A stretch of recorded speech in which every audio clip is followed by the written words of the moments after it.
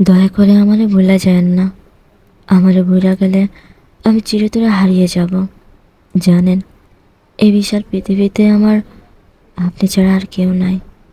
দয়া করে আমারে ভুলে যায়েন না। এই কথাটা আমি হালকা করে বলি নাই।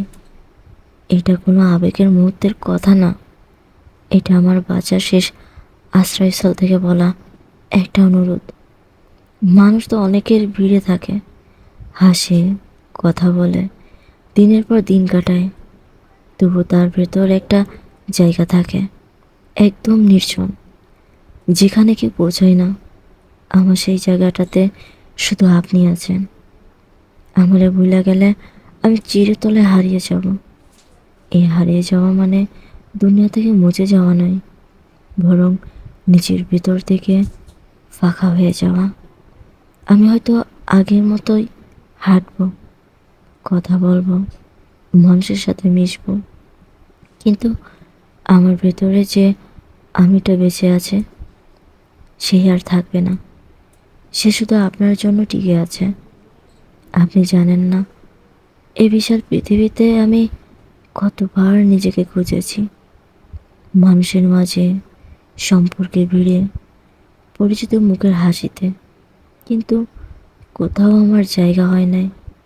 সব জায়গায় আমি একটু অতিরিক্ত, একটু অপ্রয়োজনীয়। শুধু আপনার কাছে এসে মনে হয়েছে, হ্যাঁ, এখানে আমার একটা ঠিকানা আছে। আপনি ছাড়া আমার কেউ নাই। এই কথাটা হয়তো শুনতে অতিরঞ্জিত লাগে, কিন্তু আমার জন্য এটা নির্মম সত্য। কারোর সাথে কথা বললেও, কারো পাশে থাকলেও আমার মনে হয় আমি একাই আছি। শুধু আপনি থাকলে এই একাকিত্বটা একটু কমে, একটু সহনীয় হয়। তাই বলতেছি, আমাকে ভুলে যায়েন না। আমি আপনার জীবনের সবচেয়ে গুরুত্বপূর্ণ কেউ না হইতে পারি, কিন্তু আপনি আমার জীবনের শেষ আলো। আপনি নিভে গেলে আমার ভেতরের সব আলো একসাথে নিভে যাবে। তখন আমি থাকবো ঠিকই, কিন্তু আর কোনোদিন নিজেকে খুঁজে পাবো না। মায়াবতী, ছেড়ে যদি যাবে তাহলে এত ভালোবাসা কেন দেখাইছিলে? তাহলে কি তোমার সব অভিনয় ছিল? তোমাকে বিদায় জানাতে হয়তো আমি প্রস্তুত ছিলাম না, কিন্তু তবুও আমি তোমায় যেতে দিয়েছি। আমার হৃদয় কাঁপছিল, হাত পা নিস্তব্ধ হয়ে যাচ্ছিল, যেন মনে হচ্ছিল কেউ আমার শরীর থেকে আমার একটা অবিচ্ছেদ্য অংশ ছিনিয়ে নিয়ে যাচ্ছিল। তবুও বিদায় জানাতে হয়েছে। তবে জানো, আমি কখনো ভাবতে পারিনি আমিও এটা করতে পারবো। তোমাকে যেতে দিতে পারবো, তোমাকে ছাড়া থাকতে পারবো। কিন্তু সময়, পরিস্থিতি আমায় শিখিয়ে দিয়েছে যে সম্পর্ক, ভালোবাসা, সব কিছুর ঊর্ধ্বে হলেও নিজের ভালো থাকা, ভালোভাবে বেঁচে থাকা। আর আমাদের এই সম্পর্কটা আমার কাছ থেকে আমার ভালো থাকা, আমার ভালো লাগা, ভালোভাবে বেঁচে থাকা সবটা কেড়ে নিয়েছিল। হয়তো উপরওয়ালাও চায়নি আমাদের সম্পর্কটা একটা সুন্দর সময় সাক্ষী হোক। হয়তো এতটুকুই ছিল আমাদের একসাথে চলা। আর জানো, আমি চাইনি আমাদের সম্পর্কটা এমন একটা পরিস্থিতিতে এসে দাঁড়াক, যেখানে আমরা আমাদের ভালোবাসার প্রতি ঘৃণা শুরু করি। জানোই তো, ভালোবাসা একটা সুন্দর জিনিসের নাম, আর একে বদনাম আমরাই করি। তাই আমি চাইনি আমাদের ভালোবাসা শব্দটা কখনো বদনাম হোক।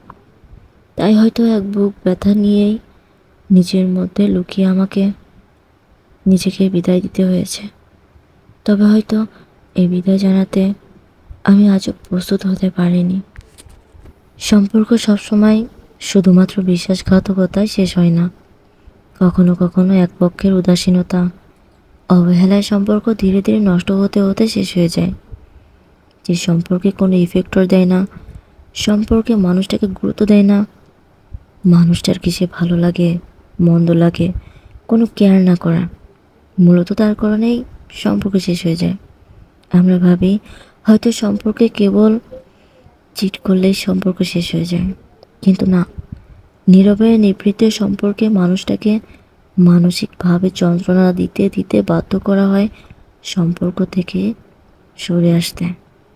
দেখবেন, এমন সম্পর্কে যে অবহেলা করে, গুরুত্ব দেয় না, যোগাযোগ রাখে না, সে কিন্তু কখনো সম্পর্ক থেকে সরে যায় না।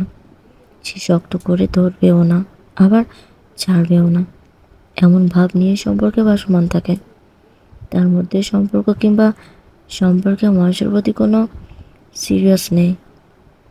সম্পর্কের মানুষেরা অবহেলায় কতটা মানসিকভাবে স্ট্রাগল করছে, এটা নিয়েও তার কোনো মাথা ব্যথা থাকে না। সে নিজে থেকে সরে আসতেও দিতে দেবে না। আবার ভালোবাসা, যত্ন এবং সময় দিয়ে সম্পর্কটাকে এগিয়ে নেওয়ার বিন্দুমাত্র চেষ্টাও করে না। তারা সম্পর্কে বরাবরই ভাসমান অবস্থায় থাকে।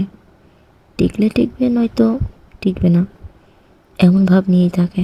তবে জানেন তো, সম্পর্কে সবচাইতে বেশি স্ট্রাগল করে সেই মানুষটাই, যে সত্যিকারের অর্থে ভালোবাসে এবং সম্পর্কটাকে শেষ অবধি টিকিয়ে রাখার চেষ্টা করে।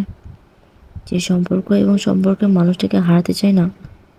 পৃথিবীতে অঘোষিত বিচ্ছেদ মূলত পরস্পরের নীরবতার কারণে হয়। যোগাযোগহীনতা, সম্পর্কের সময় এবং গুরুত্ব না দেওয়া, অবহেলা, সম্পর্কের প্রতি সিরিয়াস না থাকার ব্যাপারটা সম্পর্কের অপর পাশের মানুষটাকে একটা সময় পর বাধ্য করে সম্পর্ক থেকে সরে আসতে।